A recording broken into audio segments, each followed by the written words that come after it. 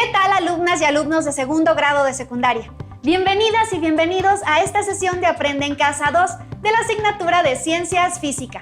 Yo soy Leslie Mendívil y en esta ocasión nos acompaña el profesor Cosme, quien estará con nosotros el día de hoy. Bienvenido, profesor. Gracias, Leslie. ¿Qué tal? Sean bienvenidas y bienvenidos a esta sesión llamada Modelando la Ciencia. Soy el profesor Cosme Antonio Fragoso Farías y les acompañaré en esta emisión. Viajemos juntos al sorprendente y maravilloso mundo de la física. El propósito de hoy es analizar los modelos científicos. No olviden tener a la mano su cuaderno, libro de texto y lápiz o pluma para que puedan anotar las preguntas que se mencionen, las ideas principales que identifiquen y las dudas que surjan a lo largo de la sesión. Después podrán consultar su libro de texto u otras fuentes confiables de información con las que profundicen más sobre lo que aquí se analice. Comencemos, maestro. Antes de entrar de lleno al tema de los modelos científicos y su importancia en el desarrollo de las ciencias, leamos este fragmento de la revista de divulgación Cómo ves, que publica la Universidad Nacional Autónoma de México. Hay quien dice que la ciencia no puede explicarse sin matemáticas. Dicho de otra manera, que solo puede entenderse qué es la ciencia cuando se entiende cómo logra resumir en ecuaciones matemáticas los resultados de años de estudio de la realidad y cómo a partir de esas ecuaciones tan abstractas genera nuevos conocimientos que se aplican al mundo real. Si lo pensamos bien, se trata de algo sorprendente. Se estudia un fenómeno, digamos el movimiento de los astros. Se construyen las ecuaciones que representan el comportamiento observado y luego, utilizando ya no un telescopio, sino únicamente las matemáticas, pueden predecirse fenómenos que no se habían observado antes. Claro que luego hay que comprobar la exactitud de esas predicciones. De hecho, así es como el astrónomo francés Le Verrier predijo la existencia y posición de Neptuno en 1846. Las ecuaciones matemáticas son entonces un modelo de la realidad y pueden usarse para explorar en forma simulada, aproximada, su comportamiento. Un poco en la misma forma en que un modelo a escala de un barco o un avión pueden utilizarse para explorar el comportamiento del vehículo real en condiciones controladas, en un túnel de viento o en un simulador de olas. Las simulaciones o modelos matemáticos en física han llegado a tener una gran complejidad. Actualmente muchos de los descubrimientos en física subatómica, cosmología y otras ramas se hacen usando estos modelos y solo después se comprueban mediante experimentos. En otras ciencias como la química y especialmente la biología, las cosas no son tan sencillas. Es parte porque los sistemas que se estudian son mucho más complicados. Por ejemplo, una célula viva o un organismo y las ecuaciones para describirlos se complican demasiado. Ya existen, sin embargo, modelos que llegan a tener gran utilidad para entender y hasta predecir algunos fenómenos. La evolución de una población de organismos, por ejemplo, puede representarse matemáticamente. De esta manera, se ha llegado a predecir la forma en que podría comportarse. Por ejemplo, una epidemia. Pero no todos los modelos usados en ciencia tienen que ser necesariamente matemáticos. Algunos son más como maquetas, otros como conjuntos de conceptos sobre los que podemos pensar, sacar conclusiones y posteriormente realizar experimentos que las comprueben o refuten. Tenemos el gusto de que nos acompañe el profesor Jonathan Ibarra Coronel. Él es licenciado, maestro y candidato a doctor en Geografía por parte de la Universidad Nacional Autónoma de México. Ha recibido importantes reconocimientos por su trabajo académico en México y ha participado en estancias de investigación en Europa y América del Sur. Maestro Jonathan, bienvenido. Muchas gracias, profesor Cosme. Gracias, Leslie. Muchas gracias a todos. Es un gusto estar aquí con todos ustedes. Bienvenido, maestro. ¿Nos sentamos? Claro que sí. Gracias. Maestro, con base a su experiencia, háblenos por favor acerca de los modelos científicos. Claro que sí, Cosme. Para empezar, habría que definir qué es un modelo científico. Pues bien, de manera simple, se puede decir que los modelos son una representación de una pequeñísima parte de la realidad. Es decir, que de la complejidad del mundo que nos rodea, tomamos objetos, sistemas, procesos o fenómenos e intentamos explicarlos por medio de una abstracción que puede ser física, teórica, gráfica o simbólica, como por ejemplo los modelos del ADN o del sistema solar, que a escala nos ayudan a analizar, explicar o describir su funcionamiento de forma más entendible. Un ejemplo más claro son las maquetas hechas por los arquitectos, que proyectan la construcción de un edificio. Ellos, a través de ese modelo, pueden identificar cuál es la mejor forma y materiales para construir, tomando en cuenta el tipo de suelo, si es una zona sísmica, de inundación, o cuál es la orientación adecuada para tener una mejor iluminación. Muy interesante, maestro. Entonces los modelos deben ser algo muy importante para la ciencia. Exactamente. Los modelos son una especie de puente entre la teoría y la práctica. Por tanto, son uno de los principales instrumentos de la ciencia, ya que a partir de ellos se puede comprender un poco más de nuestro mundo. Con los modelos podemos encontrar errores y corregirlos. Por ejemplo, Ptolomeo, alrededor del año 100 de nuestra era, propuso el modelo geocéntrico para tratar de explicar el movimiento de los astros. Durante mucho tiempo la gente pensaba que el Sol y los planetas giraban alrededor de la Tierra. Hasta el año 1543, Copérnico propuso el modelo heliocéntrico, colocando en el centro del sistema solar al Sol y girando alrededor de él a los planetas. Tiempo después, Kepler encontró ciertos errores y logró perfeccionarlo al incluir órbitas elípticas en este modelo. Así, los modelos son perfectibles y modificables en función de las variables que se toman en cuenta y también de los nuevos descubrimientos. Astrónomos, filósofos y grandes pensadores de la historia fueron capaces de registrar sus observaciones por medio de alteraciones de modelos planetarios existentes, un sistema que hizo posible el progreso hacia la precisión y el entendimiento del sistema solar de la actualidad. ¿Qué ejemplos de modelos científicos nos puede dar con base a su experiencia y trabajo, maestro? Claro que sí, profesor Cosme. Bueno, como geógrafo estoy muy ligado al estudio y análisis del espacio. E irremediablemente en esta área del conocimiento es muy importante la forma en que se representa nuestro planeta Tierra. Mira, lo que tengo aquí en mis manos es un globo terráqueo. Y precisamente esto es un modelo, porque intenta representar al planeta Tierra a escala manejable y comprensible, respetando la forma esférica de nuestro mundo. Aquí se pueden hacer muchos análisis, sin embargo, tiene una complicación, su forma esférica.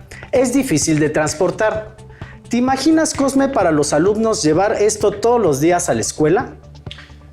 Bueno, creo que no cabría en su mochila, así que sería difícil llevarlo.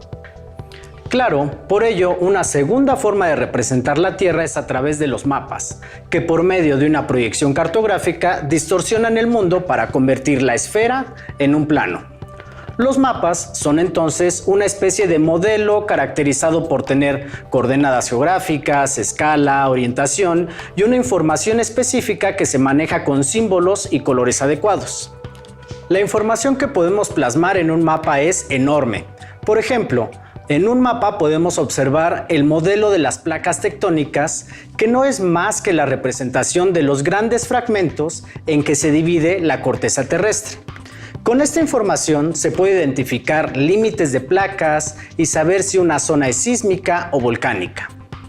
Otro ejemplo es el mapa que plasma el modelo de los usos horarios, un sistema de organización internacional del tiempo que nos permite saber qué hora y día es en cada punto del planeta, a través de 24 franjas establecidas cada 15 grados de longitud. Al hablar del planeta Tierra, también se puede modelar su estructura interna, reconociendo tres esferas principales: la atmósfera, compuesta de gases; la hidrosfera, correspondiente al agua continental y oceánica; y la geosfera, que se refiere a la parte rocosa del mundo. Incluso se puede modelar cada una de estas partes. Por ejemplo, el modelo de las capas internas de la geosfera, que muestra componentes y profundidad del núcleo, manto y corteza terrestres. Maestro, ¿existen otro tipo de modelos más abstractos? ¿Nos podría platicar un poco más de ellos? Claro que sí, Cosme. Mira, existen temas que requieren de una mayor abstracción de la realidad para poder representarse. Por ejemplo, el modelo aplicado por Walter Christaller en su teoría de los lugares centrales, que explica la distribución de las actividades económicas y la población en áreas urbanas, representado mediante hexágonos, o bien los modelos que intentan explicar la estructura y crecimiento de las ciudades, como el modelo de anillos concéntricos de sectores, de núcleos múltiples, o bien los modelos aplicados a ciudades latinoamericanas. Otro ejemplo son los modelos matemáticos, que a partir de ecuaciones o algoritmos muestran escenarios del pasado, presente o futuro mediante símbolos y reglas de dicha disciplina. La actual pandemia de COVID-19 nos muestra la importancia de estos modelos, ya que plantean posibles escenarios en función de la presencia de ciertas variables, como puede ser el uso del cubrebocas en espacios públicos o presencia de otras enfermedades como la diabetes, hipertensión u obesidad. Maestro Jonathan, todo esto es realmente interesante. Muchas gracias por tan detallada explicación. Quédese con nosotros para ampliar la comprensión del tema y veamos el siguiente video. Los científicos intentan comprender el mundo haciendo modelos de la realidad para racionalizar, explicar y predecir fenómenos.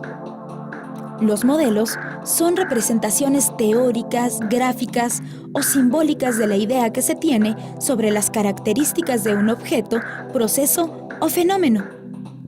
Los modelos expresan una idea que puede representarse a través de esquemas, ecuaciones u objetos y permiten una mejor comprensión del fenómeno real al que representa.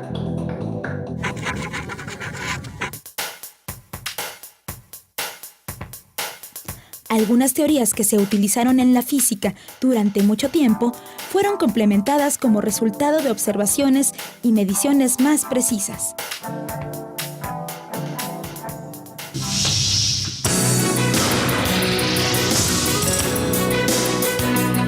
¿Sabías que podemos hacer modelos del comportamiento de las ondas en el agua? En el Museo Universum de la Universidad Nacional Autónoma de México hay un modelo que representa cómo se comportan las ondas. Esto puede utilizarse, por ejemplo, para estudiar la generación de energía eléctrica a partir del movimiento de las olas. Con el uso de modelos, es mucho más fácil analizar y manipular el fenómeno que se quiere estudiar.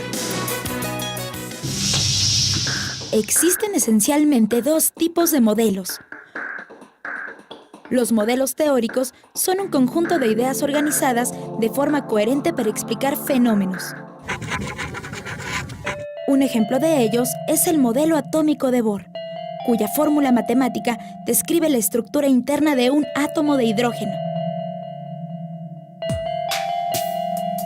Y los modelos analógicos, que son representaciones que utilizan diagramas u objetos, como la animación que representa al modelo heliocéntrico del sistema solar, o una maqueta de las placas tectónicas de la Tierra.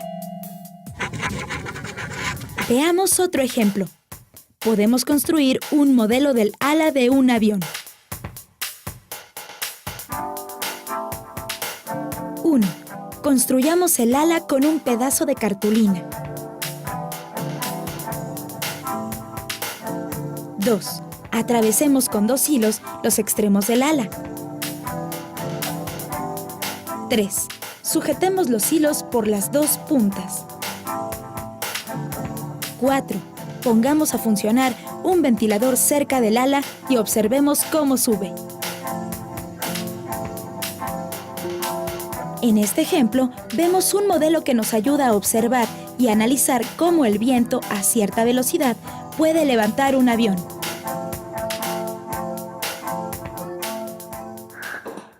Vimos que los modelos sirven para comprender fenómenos y hacer predicciones.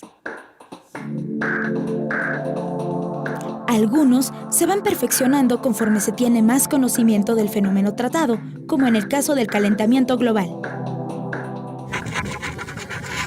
La ciencia avanza en tanto se descubren nuevas formas de conocer y explicar los fenómenos en nuestro entorno, para lo cual nos apoyamos en modelos científicos.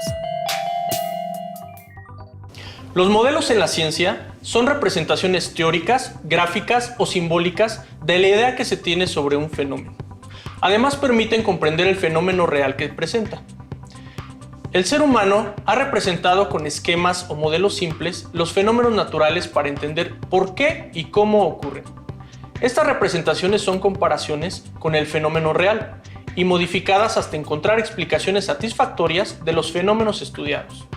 Cuando decimos, mi papá es mi modelo a seguir, o me encanta ese auto último modelo, empleamos la palabra modelo con distinto significado al que se le da en ciencias.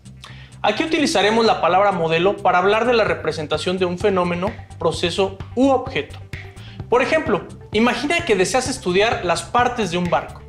¿Qué modelo te sirve para estudiarlas? Pues pienso que un dibujo. Exacto, porque en él puedes observar claramente todos los detalles. Pero, ¿y si luego quieres conocer el movimiento de ese barco? ¿Te seguiría sirviendo el mismo dibujo o modelo? No, pues no.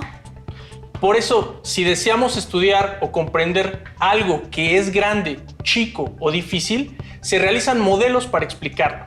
¡Qué interesante, maestro! Para ampliar la comprensión del tema, veamos el siguiente video. Esta maqueta la hizo mi tía. Verán, ella es arquitecta. Vino de visita y en unos minutos se la llevará a su trabajo donde presentará su proyecto de construcción.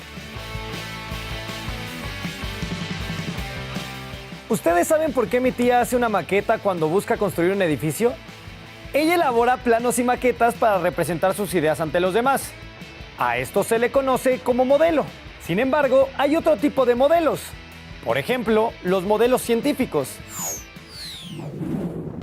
Un modelo científico es una representación que nos permite entender cómo es un objeto, un suceso o un fenómeno natural. Un modelo científico surge de las respuestas que los investigadores dan a las preguntas que se originan de sus observaciones. Por ejemplo, desde la antigüedad, el ser humano ha observado el aparente movimiento del Sol, la Luna y las estrellas para contestar las siguientes preguntas. ¿Dónde se ubican los astros en el universo? ¿Qué astros se mueven? ¿Cuáles de ellos carecen de movimiento? Para intentar responder estas preguntas, Ptolomeo, unos 100 años antes de nuestra era, diseñó el modelo geocéntrico del sistema planetario con el que explicó que la Tierra está inmóvil en el centro del universo, mientras que el Sol, la Luna y los demás astros giran a su alrededor. Los modelos científicos son válidos mientras su explicación sea satisfactoria, pero nuevas evidencias generan nuevas explicaciones y pueden inspirar la formulación de nuevos modelos. Por ejemplo, Nicolás Copérnico, en el siglo XVI, basándose en sus observaciones, propuso el modelo heliocéntrico del universo que sitúa al Sol fijo en el centro y a los astros, incluyendo la Tierra, girando a su alrededor. Este modelo permitió explicar mejor el movimiento de los planetas. Conforme se conocen más detalles del fenómeno relacionado con un modelo propuesto, este último requiere de modificaciones que satisfagan de mejor manera la descripción del fenómeno que se estudia. Regresemos al ejemplo de la maqueta. Si el terreno donde se asentará la casa es de roca firme, los cimientos deben ser sencillos y poco profundos. Pero si el terreno es fangoso, los cimientos deben de ser más profundos y de mayor área para evitar que se hunda el edificio. Nuevos datos modifican el modelo. Si además el edificio también se construye en una zona de grandes nevadas, el techo debe permitir que la nieve se resbale y no se acumule. Hay que modificar el modelo nuevamente. En la ciencia se modifican los modelos en la medida en que se conoce más del fenómeno u objeto estudiado. Cabe resaltar que en la ciencia también se usan los modelos verbales y los modelos matemáticos para describir un fenómeno. Por ejemplo, para explicar el movimiento acelerado tenemos un modelo verbal útil. A medida que transcurre el tiempo, la velocidad del objeto cambia de manera constante. Pero además, para hacer un análisis detallado de dicho fenómeno, se elaboró un modelo matemático que ya conoces. Aceleración es igual a velocidad final menos velocidad inicial entre el tiempo. Con este modelo se puede hacer predicciones de la velocidad de un móvil en un tiempo determinado, si se conoce la aceleración que tiene. Deben de tener presente que ningún modelo científico explica totalmente un fenómeno, un proceso o un objeto, y que la investigación constante permite nuevos descubrimientos que modifican cada modelo. Este proceso puede repetirse al paso del tiempo y mediante nuevas investigaciones. ¿Y tú cómo harías un modelo para representar algo de lo que has visto en este curso? Maestros, entonces, un mismo modelo no ayuda a explicar todo un fenómeno. Así es, por eso se utilizan maquetas, dibujos, mapas, simulaciones en computadora, fotografías, gráficas, fórmulas, mapas mentales, mapas conceptuales, diagramas, esculturas, objetos a escala y la lista sigue. Un modelo científico nunca reproduce toda la realidad, solo representa los elementos de interés que sean fácilmente manipulables. Es una representación simplificada de esa realidad. Las leyes de Newton, donde se representan las fuerzas que actúan sobre un objeto, las gráficas de posición-tiempo, explican y predicen el movimiento de los objetos. Las fórmulas de caída libre predicen y describen la velocidad, aceleración y posición de los objetos. Y los diagramas de cuerpo libre esquematizan las fuerzas aplicadas sobre un objeto. Todo esto es muy interesante, maestro Cosme. Los modelos son muy útiles para representar la realidad, pero no todos los modelos son útiles para representar lo mismo. Para ampliar la comprensión del tema, los invito a ver la siguiente cápsula. Bienvenidos maestros y maestras de telesecundaria. Mi nombre es Tatiana Fiordelicio y hoy vamos a hablar de la célula, la unidad funcional de los seres vivos, especialmente sobre cómo utilizamos y construimos los modelos científicos. Para ello, tomé como ejemplo el contenido del bloque 2, Lazos de vida, de tu libro de texto. Como saben, los biólogos dedican su tiempo a explicar la vida y estudian el funcionamiento de los organismos con base en la célula, como unidad fundamental de esta vida. Hace 364 años, Robert Hooke describió las primeras células. Como ven en el microscopio descrito en su libro, es muy básico, así que lo que él pudo ver eran apenas unas celditas que corresponden a lo que ahora sabemos es la pared celular. En ese momento él no lo sabía. Años después, los primeros dibujos de bacterias fueron publicados en 1684 por Antoine van Leeuwenhoek, quien también hizo su propio microscopio. Él ya vio algunas cosas más complejas y las describió y dibujó. Sin embargo, no fue hasta hace muchos años después, a partir del desarrollo de nuevas herramientas, microscopios, formas de tinción, que los biólogos realmente pudimos ver qué había dentro de estas células. Así, los científicos pudimos plantearnos nuevas preguntas sobre los seres vivos. ¿Cómo hacemos para plasmar en un esquema o modelo todo lo que conocemos o que vemos? ¿Cómo le explicamos a nuestros alumnos en forma fácil y concreta este conocimiento? Bueno, por ejemplo, si yo les dijera, hagan un esquema de su localidad, de su pueblo, de su ciudad. Me dibujarían la plaza central, la iglesia, la tienda, el médico, algunas casas. Entonces, lo que hicieron fue un resumen de lo que sabemos, resaltando lo más importante y tomándolo como puntos de referencia para lo demás. Hay cosas que pueden cambiar. Por ejemplo, el doctor se puede mudar, pero seguro, la plaza central no, esa se queda ahí. Lo mismo pasa con los esquemas de la célula y con todos los esquemas. Por ejemplo, en la página de su libro tienen dos primeros esquemas, una célula eucarionte y una procarionte. Les muestran ahí tres características que son las diferencias fundamentales. Los esquemas hay que leerlos siguiendo las letras, así como las flechas, que indican en este caso que una célula lo tiene y las dos lo tienen. Por ejemplo, el núcleo solo lo tiene la eucarionte, la membrana y el citoplasma las dos. Los organelos solo están en la eucarionte. En el esquema siguiente nos muestran las diferencias entre la célula animal y vegetal. Y vemos que en una hay pared celular y en otra no. En una hay cloroplastos y en otra no. Ahora, quedémonos con estos esquemas. Si se fijan, el núcleo siempre es redondo. Eso es cierto, porque el núcleo en todas las células es como la plaza central. No cambia, es el centro de la célula, no se mueve del lugar. Luego, Siempre cerca del núcleo se dibuja el retículo endoplásmico seguido del aparato de Golgi. Y esto en realidad puede no ser así, porque pueden estar por toda la célula.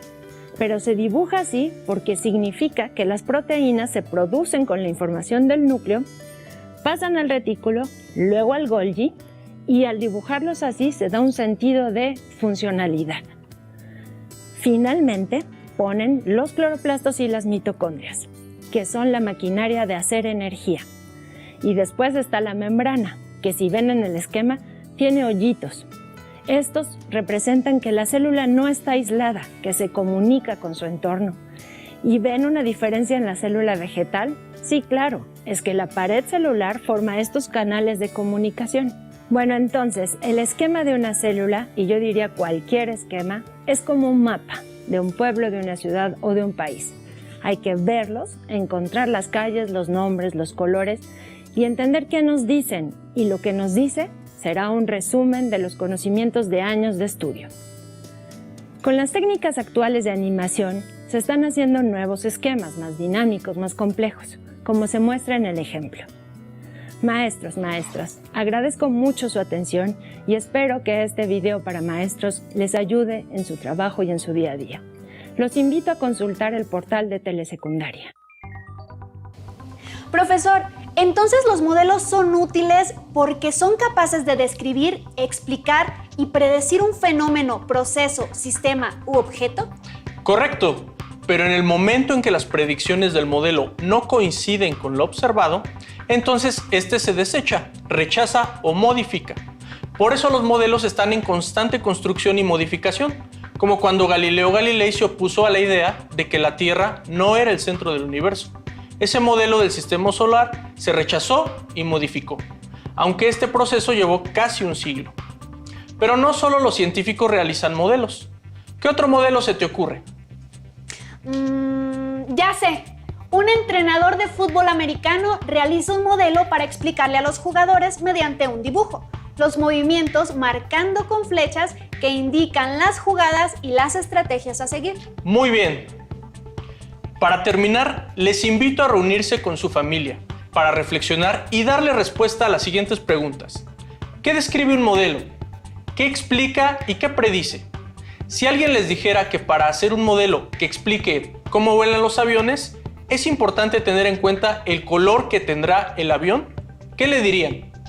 ¿Por qué es importante construir modelos? No olviden consultarse un libro de texto en el tema correspondiente para profundizar o resolver las dudas que surgieron a lo largo de esta sesión. Con todo lo visto, ahora ustedes pueden construir un modelo. ¿Cuál se les ocurre? Agradecemos al maestro Cosme y al maestro Jonathan por su intervención y los invitamos a que continúen viendo las siguientes emisiones de Aprende en Casa 2 para el ciclo escolar 2020-2021. ¡Hasta pronto!